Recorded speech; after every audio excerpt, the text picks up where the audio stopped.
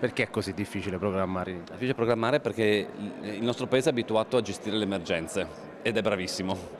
Il problema però in realtà è fare programmazione di medio-lungo periodo, perché solo così intanto si può essere competitivi e poi si può veramente ridurre il rischio con una programmazione di medio-lungo periodo, che ribadisco non vuol dire annullarlo, però ridurlo sì. Il Friuli si conferma terra che fa sfoggio di resilienza e che vuole provare ad andare oltre la tipica capacità italiana di gestire bene l'emergenza. L'ideale per il presidente regionale Federica sarebbe far prevalere la programmazione. Anche il Friuli è alle prese con i primi effetti della guerra in Iran, ancora troppo presto per il presidente della regione per fare una stima del cambiamento, ma quello che resta cruciale è evitare ogni tipo di speculazione.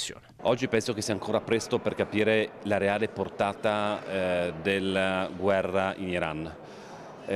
Sicuramente abbiamo un primo shock dettato all'aumento dei prezzi, soprattutto dell'energia e del petrolio, che però il rischio è che a catena si riversi su tutte le catene produttive.